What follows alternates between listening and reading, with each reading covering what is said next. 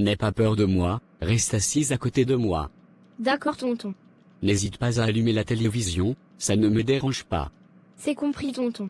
Alors dis-moi, tu as quel âge? J'ai 15 ans, et je suis au secondaire. C'est très bien, ta maman m'a dit que tu as arrêté les études, parce que ton père refuse de payer ta scolarité. Oui tonton, maman a raison. C'est vraiment méchant de sa part, mais ne t'inquiète pas, je vais payer ta scolarité, et tu vas reprendre les études. Ah bon?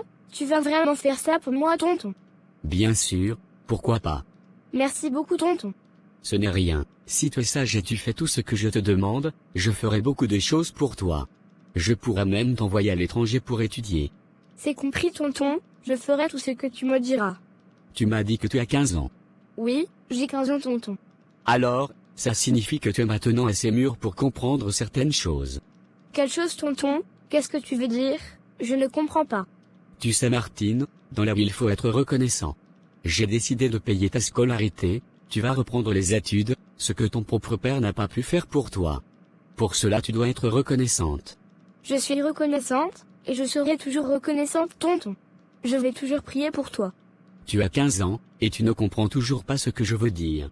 Je ne sais pas de quoi tu veux parler tonton. Explique-moi bien. D'accord, tu sais que tu n'es plus une petite fille. Je ne sais pas vraiment tonton. Je t'informe, tu n'es plus une petite fille. Rejoins-moi dans la chambre, je vais bien t'expliquer pour que tu comprennes. Non tonton, maman m'a interdit de rentrer dans votre chambre.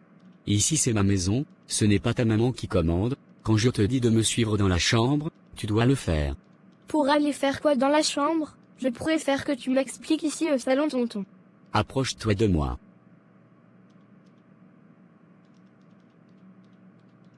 Tonton s'il te plaît ne fais pas ça. Donc tu me rejettes.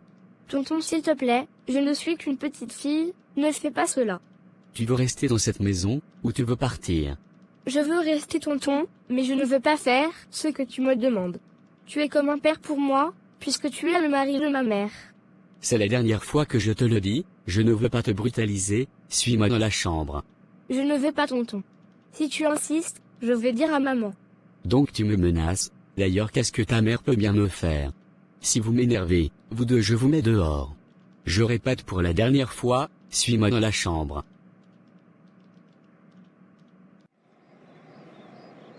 Tu as cuisiné le riz comme je te l'ai demandé. Oui maman.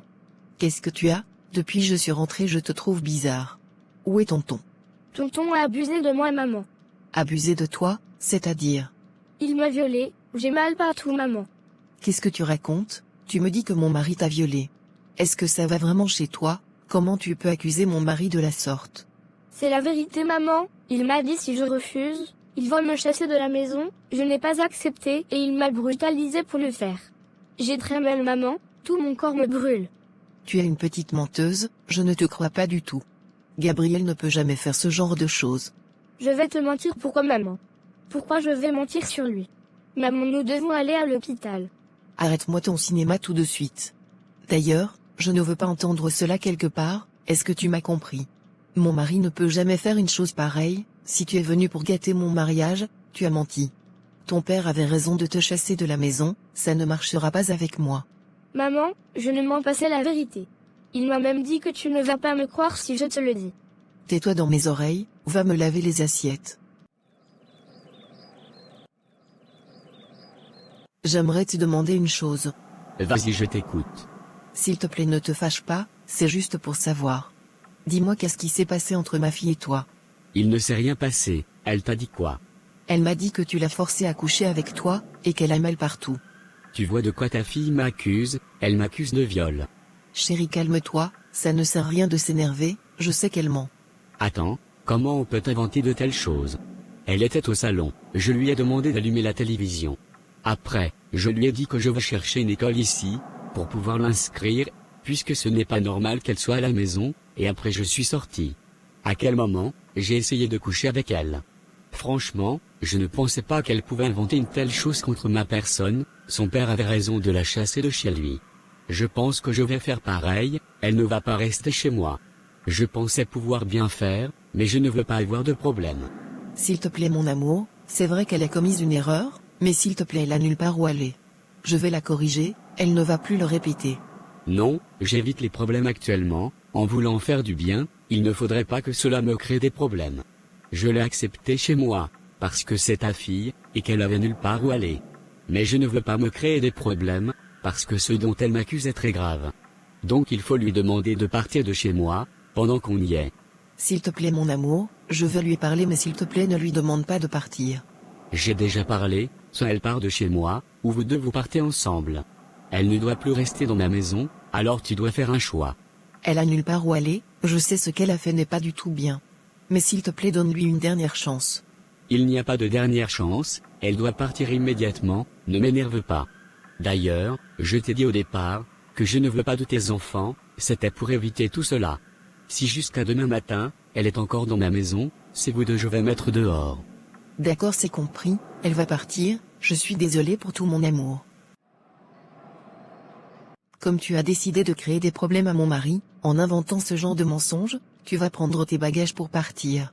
Maman, je n'ai rien inventé, c'est la vérité, s'il te plaît crois-moi. Je ne veux plus rien savoir, ce que tu vas faire c'est de prendre tes affaires pour partir de chez moi. Maman, tu veux que je parte où? Mon père m'a chassé aussi de chez lui. Pourquoi tu ne veux pas me croire? Je suis ta fille, pourquoi je vais te mentir? Qu'est-ce que nous avons fait à Dieu pour mériter tout cela? Est-ce que c'est nous qui vous a demandé de nous mettre au monde? Pourquoi vous nous faites subir tout cela? Pourquoi vous nous faites du mal? À cause d'un homme ou d'une femme, vous faites subir toutes sortes d'atrocités à vos enfants. Cet homme pour qui tu nous abandonnes aujourd'hui, finira par t'abandonner un jour. Prends conscience maman. Écoute-moi, tu vas prendre tes bagages pour retourner chez ton père, ou je ne sais où, ne viens pas mélanger mon mariage. Tu sais comment j'ai souffert pour avoir ce mariage, je ne laisserai personne détruire ce mariage, même pas toi.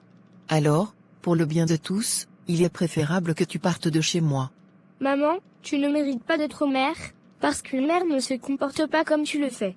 Une mère se bat pour ses enfants, une mère se sacrifie pour ses enfants, une mère serait prête à faire tout pour ses enfants. Mais toi maman, juste à cause d'un homme qui ne t'aime pas, qui a abusé de ta fille, qui a pris la virginité de ta fille, tu préfères abandonner tes enfants. Si avant de venir dans ce monde, on avait l'occasion de choisir ses parents, je n'allais jamais vous choisir. Tout ce que tu es en train de me dire, un jour ton enfant te dira la même chose. Donc parce que j'ai des enfants, je dois rester malheureuse pour mes enfants. Je ne dois plus me marier parce que j'ai des enfants. Je suis aussi l'enfant de quelqu'un, j'ai le droit de vivre et d'être heureuse comme vous. Quand on met un enfant au monde, ce n'est pas la fin du monde. J'ai fait tout ce que je pouvais pour toi, j'ai supplié mon mari de t'accepter, il l'a fait. Mais pour le remercier, tu viens inventer des histoires sur sa personne.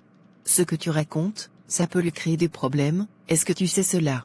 Je ne savais pas que tu étais une petite fille sorcière, mais ton plan pour détruire mon mariage a échoué. Prends tes bagages, et quitte de chez moi. Je n'ai plus goût à la vie, j'ai envie de mettre fin à ma vie, et de quitter ce monde. Je préférerais mourir que de vivre dans ce genre de monde, où personne ne nous aime. Qu'est-ce que nous avons fait de mal Martin? Pourquoi ce monde est si méchant? Avons-nous demandé à venir au monde? Qu'allons-nous devenir? J'ai peur pour notre avenir, je ne crois plus en nos rêves, cet homme a gâché ma vie, et maman n'a rien dit. Je comprends ta douleur Martine, mais ne perds pas espoir, tant qu'il y a la vie, il y a toujours de l'espoir. Même si tout le monde te déteste, sache que moi ton frère, je t'aime. Cet homme n'a pas gâché ta vie, il a gâché lui-même sa vie, demain nous irons à l'hôpital, après nous irons porter plainte contre lui, il ira en prison. C'est bien beau ce que tu dis, mais avec quel argent nous allons faire tout ceci? Qui va nous croire? Même ma propre mère ne me croit pas, c'est quelqu'un d'autre qui va me croire. Même si personne ne nous croit, Dieu nous croit, et Dieu combattra pour nous. Désormais, considère-toi comme orpheline dans ce monde, prends Dieu pour ton père. Mets ta confiance en Dieu, il ne guidera tes pas, et il te protégera. Ne te fais pas du mal Martine, si tu te fais du mal, je m'en voudrais toute ma vie. Je me bats dans ce monde pour toi, tout ce que je fais c'est pour toi. Même si cela va prendre du temps, un jour ça va aller pour nous, ne perdons pas espoir. Tout le monde nous a abandonnés, mais Dieu ne nous a pas abandonnés. Il est écrit dans sa parole, même si ton père et ta mère t'abandonnent, moi le Seigneur je ne t'abandonnerai jamais. Dieu est avec nous. Croyons en un meilleur avenir. Nous allons y arriver.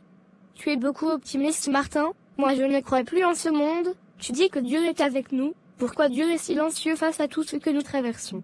Pourquoi Dieu n'a pas empêché que je sois violée? Pourquoi il permet toute cette souffrance à notre si jeune âge? Qu'avons-nous fait pour mériter tout cela? Dieu ne nous a pas abandonnés. Si tout cela nous arrive, c'est parce que Dieu prépare quelque chose de merveilleux pour nous. Dieu nous fait passer par plusieurs épreuves. Il nous éprouve d'abord, avant de nous bénir. C'est pour tirer sa gloire dedans. D'accord si tu le dis. Repose-toi, demain nous irons à l'hôpital, après nous verrons ce qu'il y a à faire. C'est compris.